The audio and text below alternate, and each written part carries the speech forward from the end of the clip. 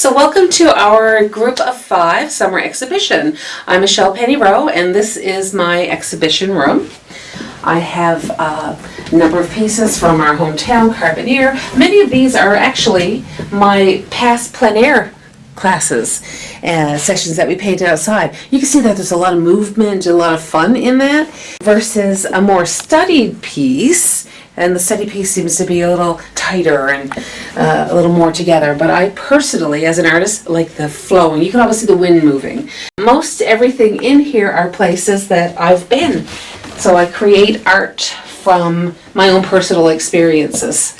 So here I have some gift items, some cards, some magnets, some things that little keepsakes that our tourists and our visitors would like to take home with them to our bigger pieces. And of course, we ship everywhere. We're a fully established gallery, so we can, You're fully involved in the art scene here. What's it like to be so involved?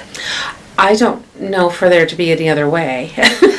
I have a lot of art friends, and I like to encourage other people to create, and I like to kind of give them a platform or stepping stone to, further their own interests and create their own styles and things, and I'm very welcoming of that. I like friends.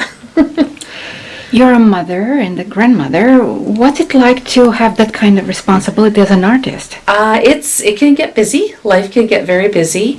I kind of set my own pace, and different seasons bring different workloads. But I do this because my family, of course, do come first. And there's lots of times, especially now that I'm a grandma, I get to, be there for my family as well. This is my everyday. I'm sometimes taken aback a little bit when I think, oh yeah, not everybody does this. So it's, kind of fun to be unique in that way. In this room, which painting would you consider more challenging in the terms what's supposed to be done? See, everything brings its own challenges. This piece here, for instance, I'm a member of the Realist Artists Association, and this piece was a piece that we created in the area of Buren. So this actually took me years to develop and to create. So I interviewed people, went to museums. There was a tidal wave that actually came right through there and wiped out all these houses. So I went to the museum, got actual photographs to put each of these houses in the angle where they belong. And then I did more studies, and I interviewed people in the area. Local Tom Hollett, he has since passed, but he opened Step Aside Gallery there, and he would house us artists to go there and create, and he had a big exhibition for us. So something like that would be more challenging because there's a lot more research into it. This piece here was actually a commission. So this was a homestead in Labrador. So I kind of get to do some of these other pieces, and there's a great mood and things there that I wouldn't normally do. So there's a little bit more study that goes into that. For something like this, I consider this like just a bit of fun and free fall. I do this in workshops and things, probably like a 2-day workshop in class. We're playing with a palette knife, and it's not so much of a studied piece as just an expression. So there's so many. This is an example of my 6-week session, my classes. So that develops over a 6-week period. Each class is about 2 hours per class. So it kind of takes, you could see the more details. And this, I love painting trees. This is just something, I can't tell you how long that took because I was in just state of flow.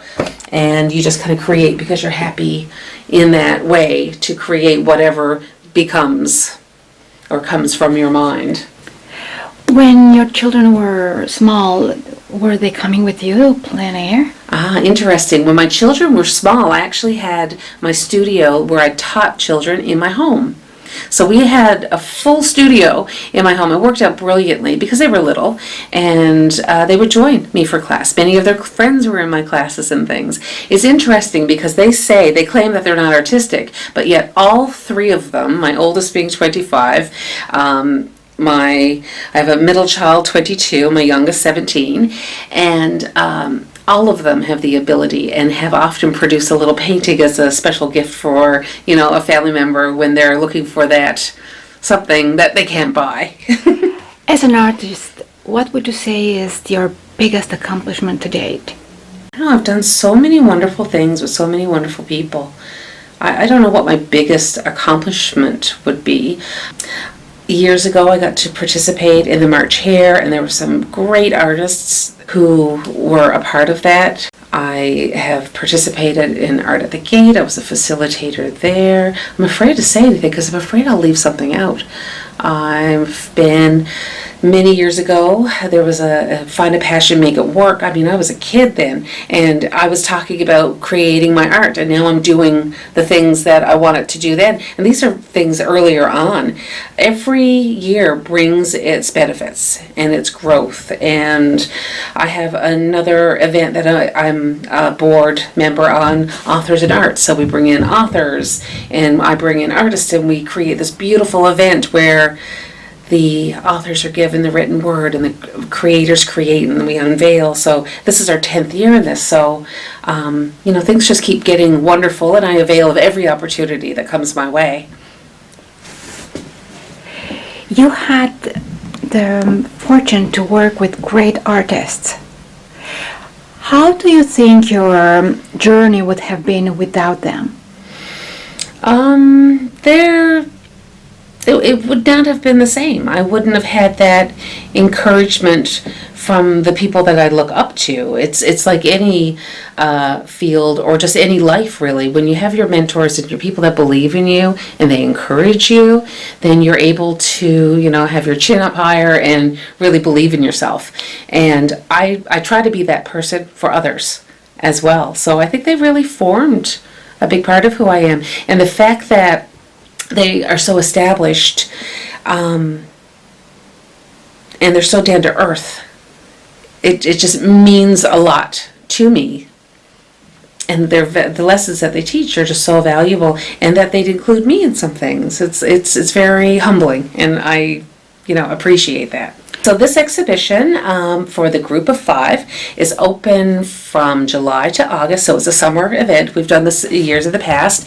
You can find us on, my Facebook page. I always say, enter artist in Carbonear, and I'm all over it. So Michelle Petty-Rowe or Michelle's Fine Art.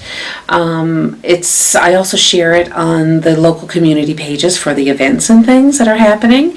Right now, this year, it changes location from year to year because we have to avail of properties that are available. So this year we are at 210 Water Street. So 2025, we're at 210 Water Street here at the formal Painted Mango. And to date, it's the most beautiful space. Like, you have to walk through and have a look. So this is my work.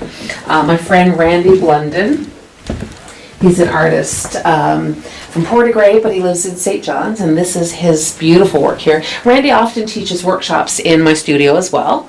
Pen and ink and pencil and lithograph. Like, he's a resource, a book of knowledge. So this is some of Randy's work here. We have Miss Diane's work. So Diane will be along shortly, but this is some of her work. She'll share some of her details with you. So there's some oil paintings and there's some acrylic paintings. She learned a little later. She was going into retirement when she took some of her first classes, so she paints a lot, and it really shows. I've been painting with Michelle and under the tutelage of Michelle, Meryl Suley, and Nicole Sleeth for going on 7 years. I am mostly an oil painter, and you can see that I've got a fair amount of work here. I do some in acrylics, but I've sort of tended towards the oils. As you can see, there are lots of paintings here available. I also have some prints. I have cards. I have some framed cards that are available. I have a portrait, self-portrait. I started that about 2 years ago and finally did finish it. I think every artist should do a self-portrait. This is our feature wall right here. So on this feature wall, you will see one of each of ours. So Tracy Oates, this is her work here. Diane Harris, artist Merle Suley. This is my piece, Michelle Penny-Rowe. And this piece here is Randy Blumden. So we like to do a feature wall so you get a little taste of all of us. And then each of us have a section. Right here is Tracy Oates' work. Tracy's been a long-time painter, a long-time friend. I'm part of the our group art, and this is my show on my wall here. How long have you been painting? Yeah, about 12, 15 years, probably 12 all the time, like more frequently. And your medium is? Medium, I do a bit of both. I do acrylics and oils, but mostly oils right now because I just love the feeling of oil. So, and this is an oil painting right here. This is it's the Tucker Mills. It's a little rock that's between Carbonear and freshwater that we always call the Newfoundland rock because it's shaped much like our province, but it's really named the Tucker Mills. This is one that I did. I take lessons sometimes from Sid Butt and Michelle. I started with Michelle probably 12 years ago, I think. And then since then I've taken, different workshops and classes from different artists. Of course, Michelle most of the time. And she's got some beautiful pieces. And this is Merle Suley's work. So Merle he's a teacher, and he's been teaching art in the school systems for many, many years. And he's retired, and he's continuing to teach his skill in oil painting. He's got some gorgeous, gorgeous work here. And this is his self-portrait up here as well. I've been drawing and painting since early childhood. I started studying art at university in the 1970s and continued on teaching it for pretty much 35 years. In retirement, I got back into oil painting, and really that has become my principal medium, although I still work in graphite. I work in acrylics when I'm in a hurry. My principal work is in oils. My favorite subject, of course, is my garden. I love to paint the flowers that grow in my garden. I'm an avid gardener. And I love Newfoundland scenes as well. Our friend Merle Suley also teaches at our studio as well, bringing you step by step through the process of oil painting.